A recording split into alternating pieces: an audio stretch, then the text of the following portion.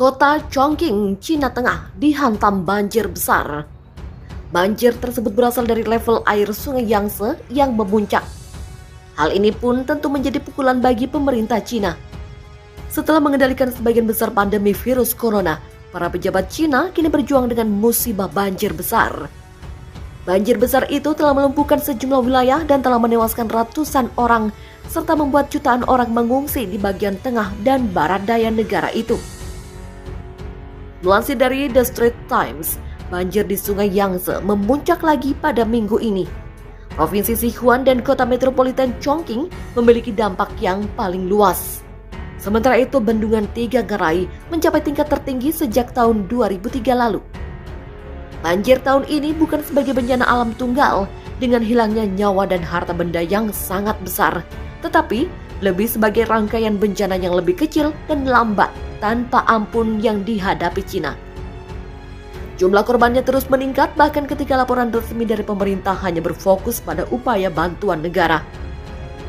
Bangsa Cina telah memerangi bencana alam selama ribuan tahun, memperoleh pengalaman yang berharga.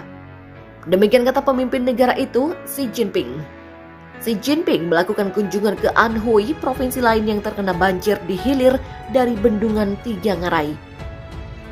Ia mengatakan bahwa kita harus terus berjuang. Xi Jinping menyebut upaya bantuan bencana Cina sebagai ujian praktis dari kepemimpinan dan sistem komando tentaranya. Dia bertemu dengan kerabat dari 3 orang yang tewas saat memerangi banjir, dan pada Rabu dia berbicara kepada pasukan tentara pembebasan rakyat dan polisi bersenjata rakyat yang telah terlibat dalam pekerjaan bantuan. Penampilan publik Xi Jinping dan Perdana Menteri Cina Li Keqiang menggarisbawahi parahnya krisis yang dihadapi negara itu.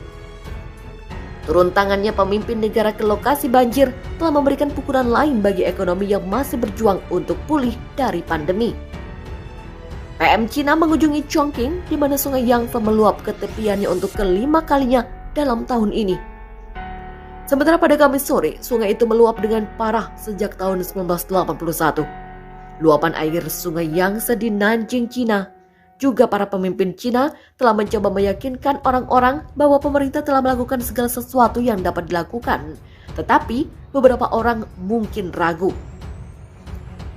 Seorang analis politik independen di Beijing, Wu Qiang, melaporkan ia percaya bahwa publik Cina akan mempertanyakan Beijing dari bencana alam dan buatan manusia yang terus-menerus tahun ini, dan bahkan mempertanyakan model pemerintahan Cina dan keefektifannya. Seorang penduduk Chongqing mengatakan kerugian dan pukulan berat bagi pelaku bisnis memerangi pandemi di paruh pertama tahun ini dan banjir di paruh kedua. Banjir telah menyebabkan kerugian ekonomi setidaknya sebesar 26 miliar US dollar atau 383 triliun rupiah sebelum minggu ini.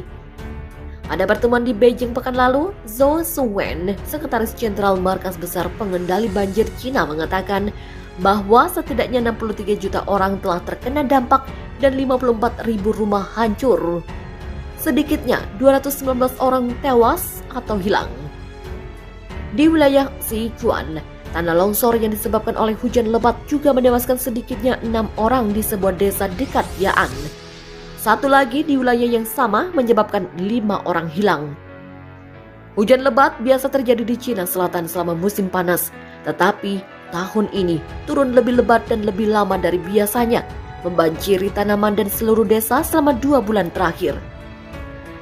Mungkin bukan secara kebetulan Xi Jinping mengumumkan kampanye melawan limbah makanan dengan latar belakang banjir, meskipun para pejabat bersikeras tidak ada krisis pangan yang akan dihadapi.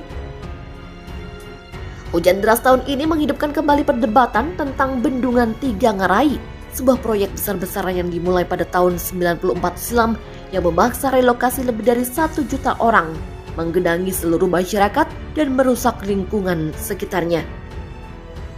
Aliran air ke waduk bendungan mencapai 75 juta liter per detik, memecahkan rekor 61 juta liter yang ditetapkan pada bulan lalu. Meski para pejabat mengatakan bendungan itu tidak dalam bahaya, ketinggian air telah mendekati kapasitas maksimum.